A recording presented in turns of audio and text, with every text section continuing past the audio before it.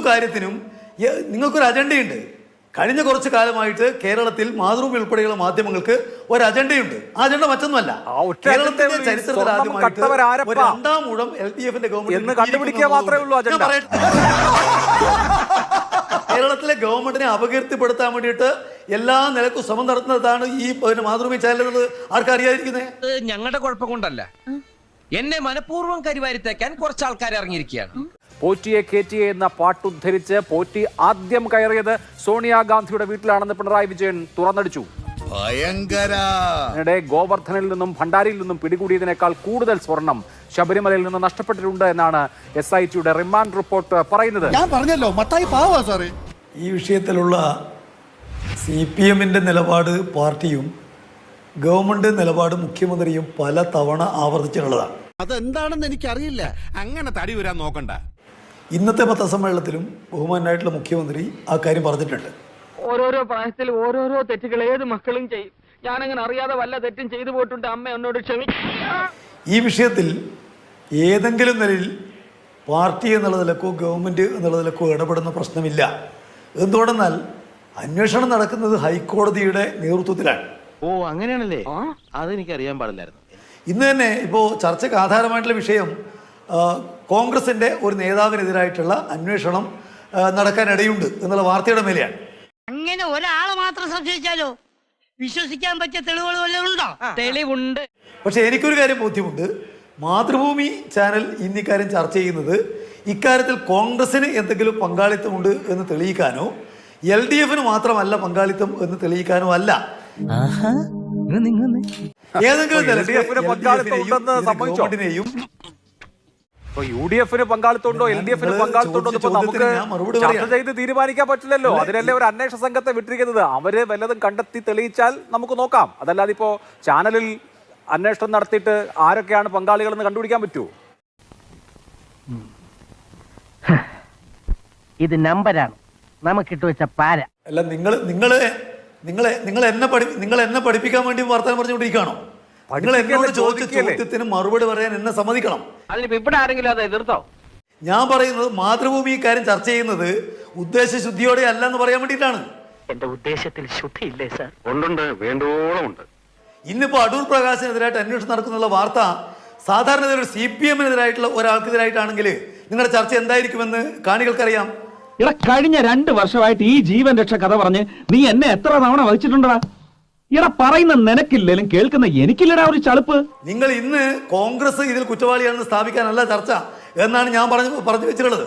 നിങ്ങൾക്ക് എന്തു കാര്യത്തിനും നിങ്ങൾക്കൊരു അജണ്ടയുണ്ട്. അജണ്ടയുണ്ട്. കഴിഞ്ഞ കുറച്ചു കാലമായിട്ട് കേരളത്തിൽ മാതൃഭൂമി ഉൾപ്പെടെയുള്ള മാധ്യമങ്ങൾക്ക് ഒരു അജണ്ടയുണ്ട്. ആ അജണ്ട മറ്റൊന്നുമല്ല, കേരളത്തിന്റെ ചരിത്രത്തിൽ ആദ്യമായിട്ട് ഒരു രണ്ടാം ഊഴം LDF-ന്റെ ഗവൺമെന്റ് കണ്ടുപിടിക്കുക മാത്രമേ ഉള്ളൂ അജണ്ട.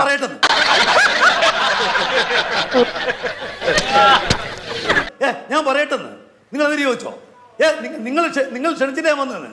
അതെ, ഞാൻ ബുദ്ധിമുട്ടിക്കുന്നില്ലല്ലോ. ആദ്യം സ്വന്തം നിലപാടെ ഉറച്ചിക്കാൻ പഠിക്കും.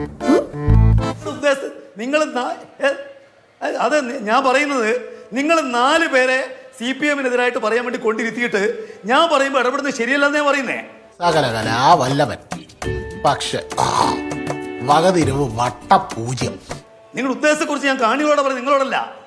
മാതൃഭൂമിയുടെ ഉദ്ദേശം ഈ ചർച്ചയിൽ അടൂർ പ്രകാശനോ കോൺഗ്രസിനോ പങ്കുണ്ടോ എന്ന് സ്ഥാപിക്കലോ അത് സംബന്ധിച്ച് ചർച്ച ചെയ്യലോ അല്ല. നിങ്ങൾക്ക് ഇടതുപക്ഷത്തെയും ഈ ഗവൺമെന്റിനെയും കുറ്റപ്പെടുത്താൻ എന്തെങ്കിലും കിട്ടുമോ എന്നുള്ളതിലേക്കാണ് ചർച്ച, അല്ലാതെ വേറെ നിങ്ങൾ ചർച്ച ചെയ്യുന്നേ. ഇന്നത്തെ ചർച്ച സ്വാഭാവികമായിട്ട് ഇപ്പോ CPM-ന്റെ ഒരാളുടെ പേര് ഈ നിലക്ക് അന്വേഷിക്കാൻ വേണ്ടി പോകുന്നു എന്ന് വന്നാൽ മാതൃഭൂമിയുടെ ചർച്ച ഇങ്ങനെ ആയിരിക്കില്ലല്ലോ. മാതൃഭൂമി CPM-നെ കുറ്റപ്പെടുത്താൻ, അയാളെ കുറ്റപ്പെടുത്താൻ, അത് സ്ഥാപിച്ചെടുക്കാൻ എത്ര കാര്യമായിട്ട് ശ്രമിക്കുക. മര്യാദയ്ക്ക് ഇവിടെ നിന്നാ നിനക്ക് കൊള്ളാം. അല്ലെങ്കിൽ ഇവിടെ ഇപ്പൊ നിങ്ങൾ 3 പേരെ കൊണ്ട് അണിനിരത്തിയിരിക്കുന്നു. എന്തിനു വേണ്ടിയിട്ട്? നിങ്ങളുണ്ട് ഇവിടെ ഇടതുപക്ഷത്തെ കുറ്റപ്പെടുത്താൻ. ഞാൻ പറഞ്ഞു വന്ന കാര്യം, ഈ വിഷയത്തിൽ LDF ഗവൺമെന്റ് നിലപാട് പകൽ വെളിച്ചം പോലെ വ്യക്തമാണ്. കാലം കുറെ ആയി കണ്ണമേനോ ഈ വടിക്കൽ തുടങ്ങിയിട്ട്. നീ ഏതടപെടുത്ത് വെട്ടിയാലും അതിന് മറുപടി കണ്ണമേനോന്റെ കയ്യിലുണ്ട്. ഈ ഗവൺമെന്റ് ഹൈക്കോടതിയുടെ ഒരു അന്വേഷണം വേണം, ഹൈക്കോടതി നിയന്ത്രിക്കുന്ന ഒരു സംവിധാനം വേണമെന്ന് ആവശ്യപ്പെട്ടത് ഈ ഗവൺമെന്റ് ആണ്. ഇതിപ്പോ നാളെ അറിയുവോ അറിയാതിരിക്കോ ചെയ്യട്ടെ, എന്തായിരുന്നാലും അതിന്റെ കൊസറാക്കൊള്ളി മുഴുവൻ എന്റെ നേർക്കാണല്ലോ വരുന്നേ. ഞാൻ സഹിച്ചു. അത് വെച്ചുകൊണ്ട് ഹൈക്കോടതി നിർദ്ദേശം അനുസരിച്ചാണ് ഇവിടെ സ്പെഷ്യൽ ഇൻവെസ്റ്റിഗേഷൻ ടീം നിശ്ചയിച്ചിരിക്കുന്നത്. അവരന്വേഷിക്കുകയാണ്. അവരന്വേഷിച്ചുകൊണ്ടിരിക്കുന്നതിൽ ഗവൺമെന്റ് ഇടപെടില്ല എന്നുള്ള കാര്യം ഗവൺമെന്റ് നേരത്തെ പ്രഖ്യാപിച്ചിട്ടുണ്ട്, മുഖ്യമന്ത്രി ആവർത്തിച്ച് പ്രഖ്യാപിച്ചിട്ടുണ്ട്. ഞങ്ങളൊക്കെ നല്ല മനുഷ്യരാണ് സാർ, ഈ കൂട്ടത്തിൽ ഒരു ഒറ്റ കള്ളന്മാരും ഇല്ല. പക്ഷെ നിങ്ങൾക്ക് ആവശ്യം അത്തരം കാര്യങ്ങൾ ചർച്ച ചെയ്യലല്ല, അത്തരം കാര്യങ്ങൾ ആളെ ബോധ്യപ്പെടുത്താനല്ല. ഒരു LDFന്റെ ഗവൺമെന്റ് ഭരിക്കുമ്പോൾ LDFന്റെ ഭാഗമായി നിൽക്കുന്ന ഒരാളെ അറസ്റ്റ് ചെയ്യുന്ന വിഷയത്തിലടക്കം LDFന്റെ ഗവൺമെന്റ് ഇടപെട്ടിട്ടില്ല എന്നുള്ളത് നാട്ടുകാർക്കെല്ലാം ബോധ്യമാണല്ലോ.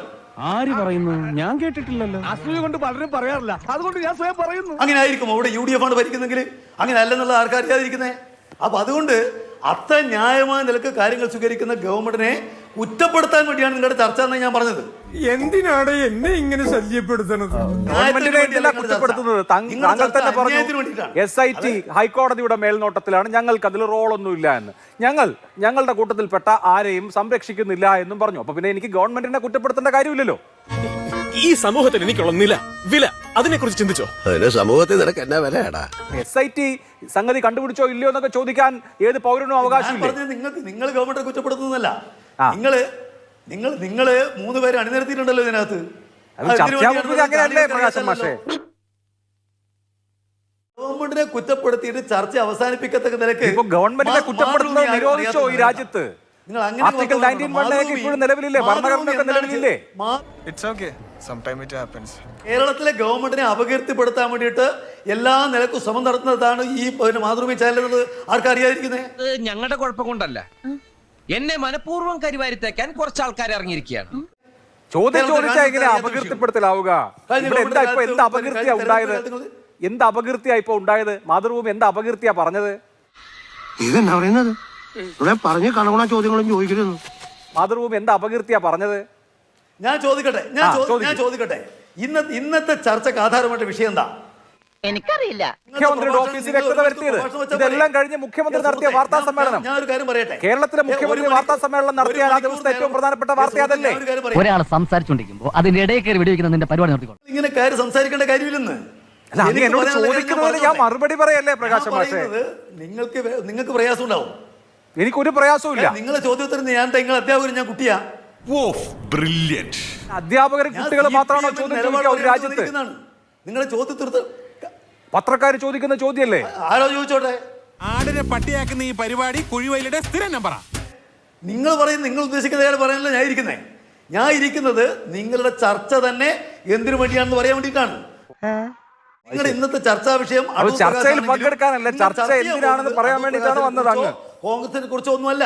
ഞാൻ എന്താണ് ഉദ്ദേശിക്കുന്നത് നീയാണോ തീരുമാനിക്കുന്നത്? അല്ല, കോൺഗ്രസ് മറുപടി പറയാനുള്ള വിഷയമാണെന്ന് പറയാൻ ഞാൻ അവരോട് ഒരു ചോദ്യം ചോദിക്കാൻ വരെ അങ്ങ് കാത്തു നിന്നില്ലല്ലോ. ഞാൻ കോൺഗ്രസ് പ്രതിനിധിയോട് ഈ ചർച്ചയിൽ ഇതുവരെ ഒരു ചോദ്യം ചോദിക്കാൻ ഉള്ള സമയം പോലും ആയിട്ടില്ല. എന്തൊക്കെയാ മനുഷ്യ ഈ പറയുന്നത്? ഞാൻ ആദ്യമായിട്ടൊന്നും അല്ലല്ലോ പങ്കെടുക്കുന്നേ. ശരി, അപ്പോ അതാണ് മുൻവിധിയുണ്ട്, കേരളത്തിലെ ജനങ്ങൾക്കെല്ലാം മുൻവിധിയുണ്ട്. മാതൃഭൂമി എന്ന് പറയുന്നത് LDF വിരുദ്ധ മാധ്യമമാണ്. ശരിയാ, നിനക്ക് എന്തോ ഒരു അപ്പവും കടലക്കറിയും മേടിച്ചാ നടഞ്ഞ.